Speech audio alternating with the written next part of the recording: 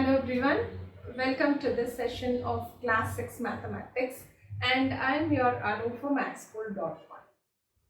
Today it's a continuation of integers. After seeing subtraction in integers, we'll move on to some properties of integers. We'll see how integers behave in case of addition, subtraction, multiplication and division for some of the properties. Actually, the properties we are going to see, we have already seen in our previous chapters like whole numbers, isn't it? So we have seen some properties like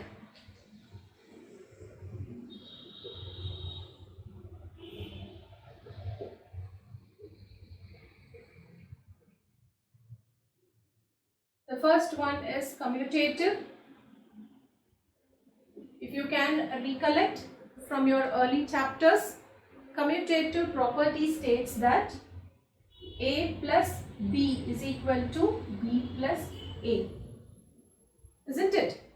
So A plus B, when I swap the place of numbers, that is when I swap numbers, see, exchange their places, how does the is the result obtained for each and every operation?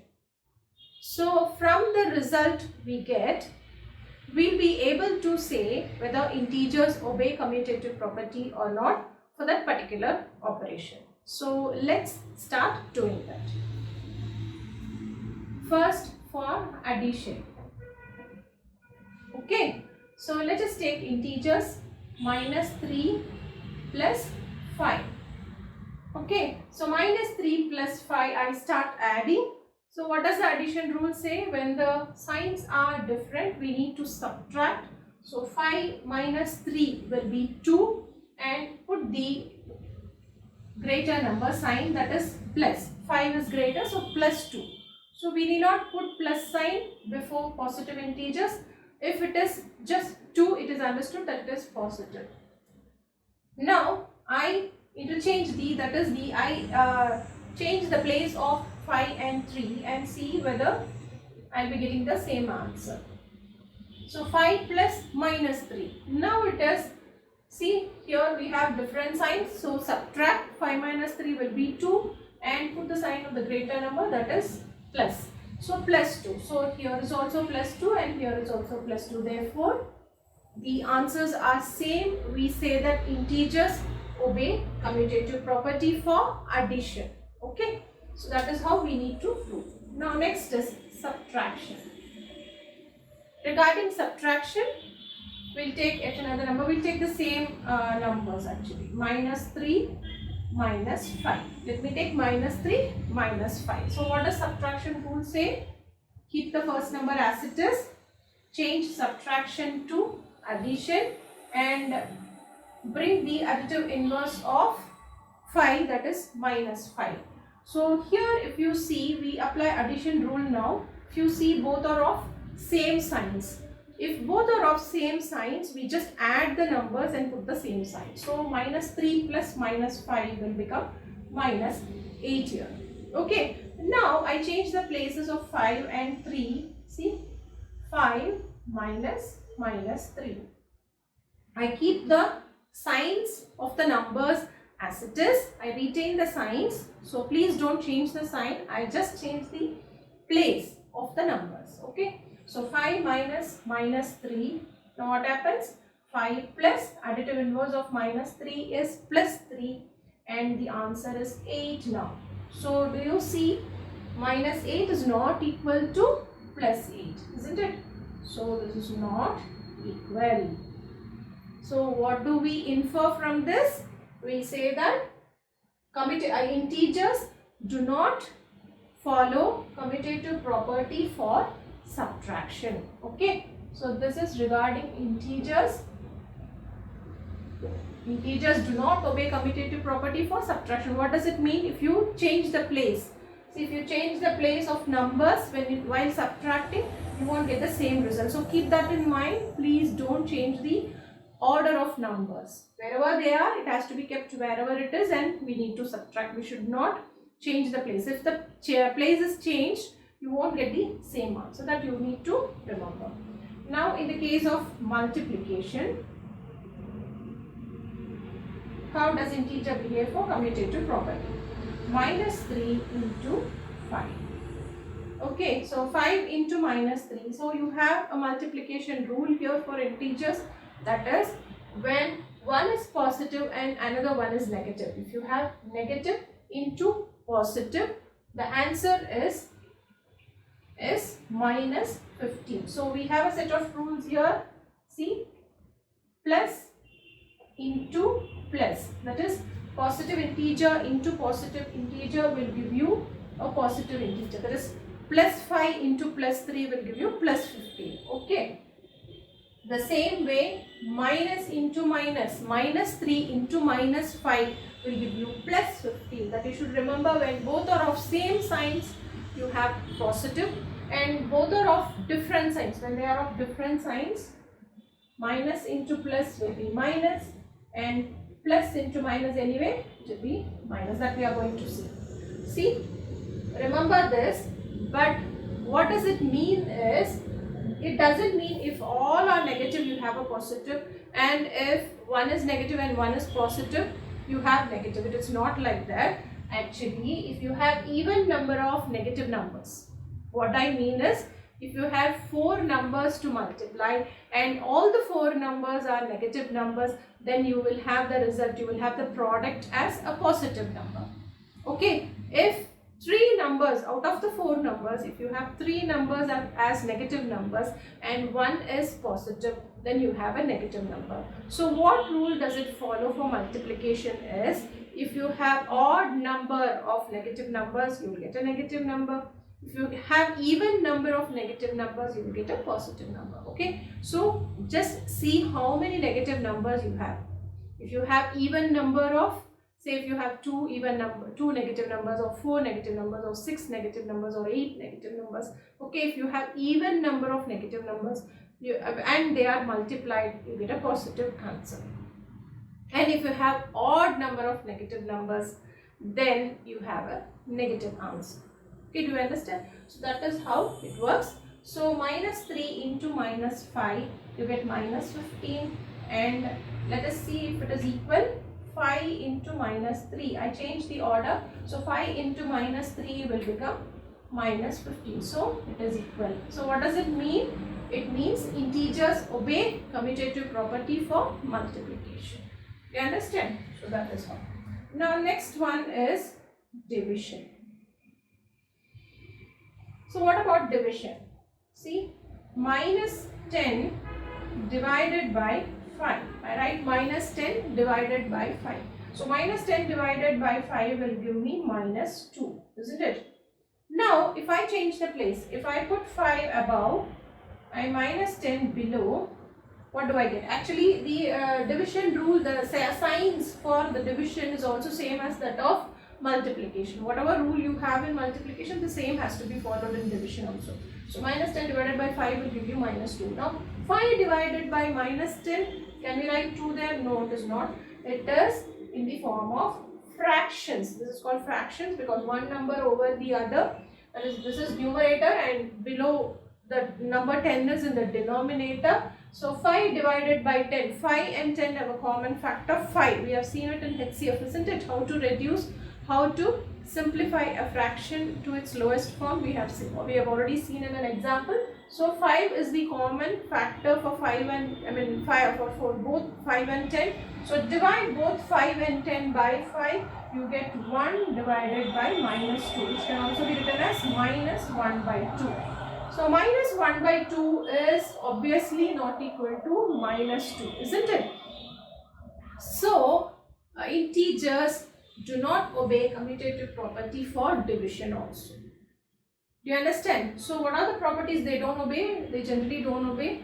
All the numbers, as we have seen earlier, even the whole numbers don't obey, isn't it? So now here integers don't obey subtraction and don't obey commutative property for subtraction and division. Okay, so we'll see some more properties also regarding all these operations. We'll see whether they obey or not.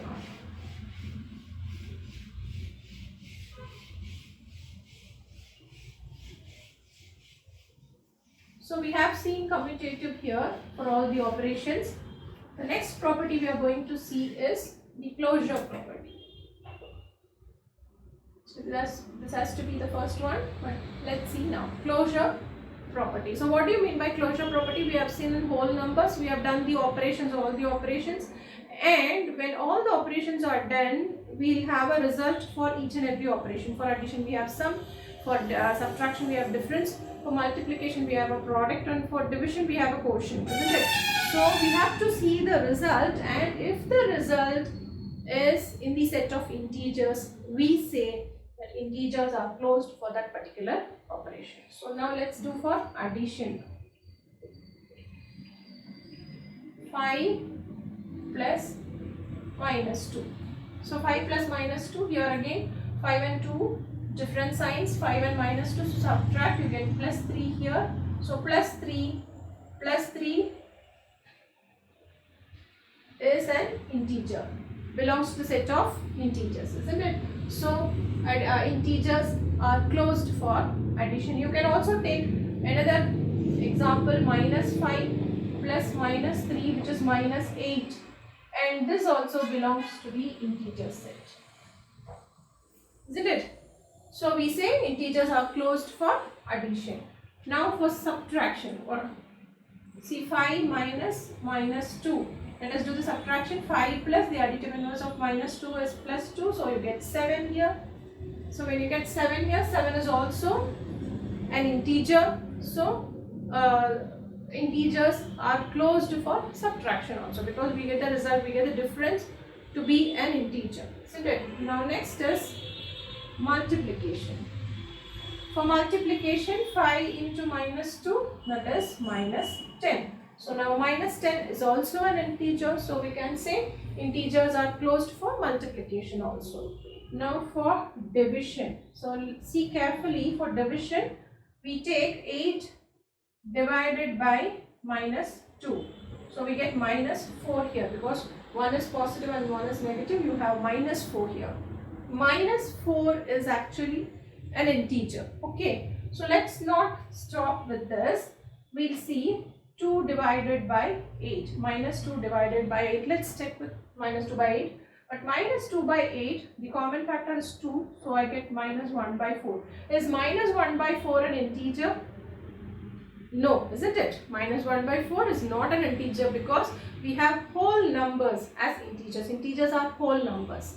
Okay, so the whole numbers, but minus 1 by 4 is not a whole number, it's a fraction. So it doesn't fall under the category of integers, or it doesn't belong to the set of integers, isn't it? So minus 1 by 4 is not an integer, therefore integers are not closed for division.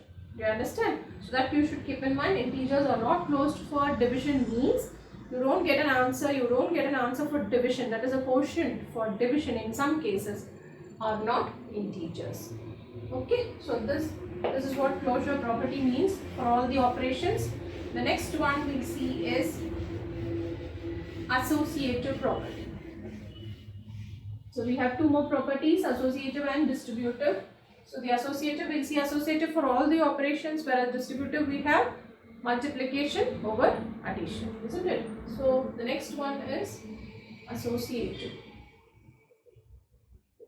What does the associative property say? So we have the general formula for associative property: A plus B plus C is equal to A plus B plus C, should be equal to A plus B plus C. That is, what does it mean? B, the middle term, is associated with C here, whereas in the right hand side B is associated with A. In either case, you should have the same result. So then we say integers obey associative property. So let's check with the addition. So this general format, what I have done here is for addition. Okay. So let's see.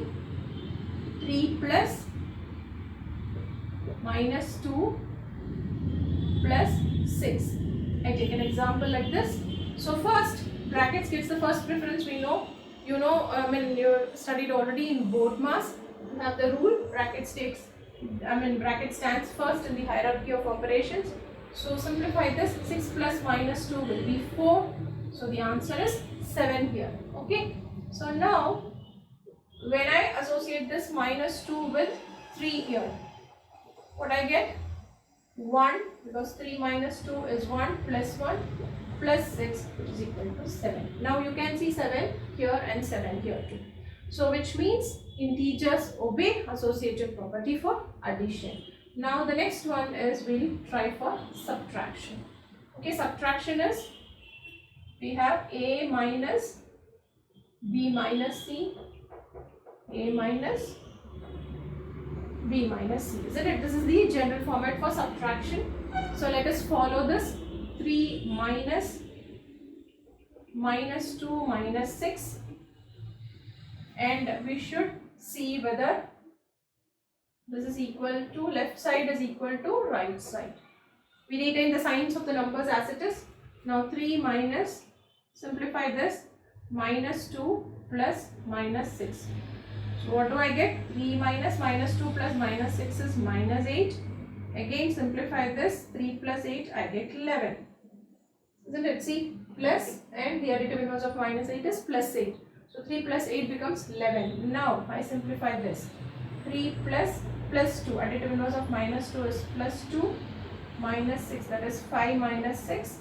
5 plus minus 6, which is equal to minus 1. See, you can see 11 is not equal to minus 1. So you get different answers, isn't it? So that means integers do not obey associative property for subtraction. So you can take some other example and you can verify yourself. Now this is for addition and subtraction we have seen, and we have also seen addition follows integers obey associative property for addition, it doesn't obey associative property for subtraction, isn't it? So now for multiplication. So for multiplication we have the general format. Okay, so now let's do that. 3 into minus 2 into 6. We should check it with 3 into minus 2 into 6. So understand the associative property more clearly. So this will be very helpful for you in case of simplifications. 3 into minus 12, that is minus 36, and here minus 6 into 6, minus 36, and these two are equal. So what do we infer from this? We see that integers obey associative property for multiplication. The last one is division. See, for division, let's see, 10 divided by 40 divided by 8. Let us take this example. Okay, so 10 divided by, I take minus 40 because it's an integer. Minus 40 divided by 8 will be minus 5. Now 10 divided by 5 will be minus 2, isn't it? Can you understand? 40 divided by 8 is minus 5, 10 divided by minus 5 is minus 2. Now we need to associate 10 divided by minus 40 divided by 8. Now this becomes a complex process for you because we are not much into fractions, but this will come in fraction. See, 10 divided by minus 40 divided by 8. Okay, so 10 divided by 40, 10 is the common factor here, so 10 divided by 40 will become minus 1 by 4. Now divided by 8, what do you mean by divided by 8? For these kind of problems, what you do is you change the division fact into multiplication fact. So when you change division fact into multiplication fact, what happens is, see, this 8 can be written as 8 by 1. Okay, so minus 1 by 4, you change division into multiplication fact, and you just write the reciprocal of 8 by 1, that is 1 by 8. You understand? Just observe the step carefully. So 1 divided by minus 4 divided by 8 by 1, what happens is minus 1 by 4 multiplication factors into just the reciprocal of the second number. 8 by 1 becomes 1 by 8. So what we get? You multiply the numerator and multiply the denominator separately. You have minus 1 by 30. So this is, of course, even while doing the process, we will be able to understand that this is not going to be equal to this, isn't it? So this is very simple. We have got it very simply. minus 2 is not equal to minus 1 by 32. So this states that integers do not obey associative property for division. Do you understand? So this is how we prove properties of integers. We have proved three properties, stated three properties, and we have proved for all the operations. Now the fourth one is the distributive property. What do you mean by distributive property? We have already seen in whole numbers, we have already seen even problems, even numbers using distributive property. Simplification of operations using distributive property states that A into B plus C is equal to A into B plus A into C. Okay. So now let us employ this using numbers. Minus 3 into 5 plus minus 4. Okay, so let me simplify this, then I will move to the right side. Let me check whether I am getting the same answer. What is 5 plus minus 4? That is 1. So I get minus 3 here. I know brackets here. This is minus 3. Minus 3 is my answer. Now we will move on to the right side. A into B. What is A into B? Minus 3 into 5 plus what is A into C? Minus 3 into minus 4. So remember the multiplication rule to simultaneously. Minus 3 into minus 5 is minus 15 because 1 is minus and 1 is plus. Plus minus 3 into minus 4. What happens? You have both same signs. That is 2 even number of negative numbers you have. So you have positive answer. Isn't it? So minus 15 plus 12. What happens? Two different signs. So you should subtract and put the greater number sign, that is minus 3. See, here you have minus 3 and here also you have minus 3. So what do you infer from this? What do you understand by this? Integers follow distributive property for multiplication over addition. Naturally, from subtraction, instead of plus, if you put minus, it won't obey. Actually, okay, for subtraction, for some numbers it will obey and for some it doesn't. But we need to take in general. Okay, so these are some of the properties which integers, we have seen how integers behave under these properties, and there is two more left, that is existence of identity and inverse. So inverse we have already seen for additive inverse. Now let me explain it for multiplication too. So existence of identity and inverse. So we know what do you mean by, identity, you know very well, we have seen right from the whole numbers also. So see, existence of identity, what does it mean? When I take a number 3, see, 3 or minus 5 or 6, take any number, it has to be added with some number so that I get the same number. Okay, so it has to be added with some number so that I get the same number. So what is the number which when added with any number you get the same number? Yes, it is 0. Isn't it? So 0. Naturally, any number added to 0 will give you the same number. Isn't it? So that is why 0 is called the additive identity, because it added, you get the same number. So this is called additive identity. Now you see the same case, 3 into dash, minus 5 into dash and 6 into dash, you get the same number. You need to get the same number. So what is the number when multiplied you get the same number? Yes, naturally it is 1. Isn't it? So multiplying a number with 1 will give you the same number. So 1 is called the multiplicative identity. Do you understand? So you have additive identity and multiplicative identity. Additive identity is 0 and multiplicative identity is 1. Okay. So this is how we understand identities in case of addition and multiplication. Now what do you mean by inverse? What do you mean by inverse?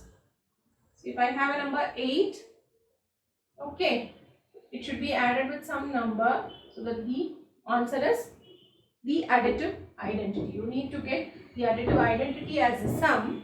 So what is the number that should be added? So 8 should get cancelled, isn't it? So if at all 8 is there should be some number so that 8 will be cancelled and you will get 0, isn't it? So what do? I subtract with 8, isn't it? So to get 0, I subtract with 8. So for subtracting with 8, what I do? I write minus 8 because here it is plus. What does addition rule say? When both are of different signs, you can subtract, isn't it? So 8 plus minus 8 will get 0. Likewise, if it is minus 5, you add it with plus 5 to get 0. Isn't it? So whenever a number is given, the number with opposite sign, the number with its opposite sign will give you the additive identity. You just reverse the sign, that's all. So that is called the additive inverse. So for 8 plus 8 minus 8 is its additive inverse, and for minus 5 plus 5 is its additive inverse. So that both when added will give you the additive identity. Do you understand? So that is what additive inverse means. Okay, but multiplicative inverse I am not going to explain you in this class. So when I go for the chapters fractions, we'll understand what our fractions are. I'll explain you multiplicative inverse at that time. Okay, so up to this we have seen all the properties of integers, and to summarize, we have read about integers, what are integers, and we have represented integers on the number line. We have seen it visually, and we have also done addition and subtraction regarding integers on the number line. And today we have seen the properties of integers, how integers behave in case of addition, subtraction, multiplication and division, for all the properties. Okay, and we have also seen the additive identity, multiplicative identity and the additive inverse. Hope you have understood all the concepts. I mean, keep preparing or keep following the concepts. In the next class, we'll be solving some problems so that you'll be understanding more about integers. So until then, it's bye from Manu from myschool.1. Thank you.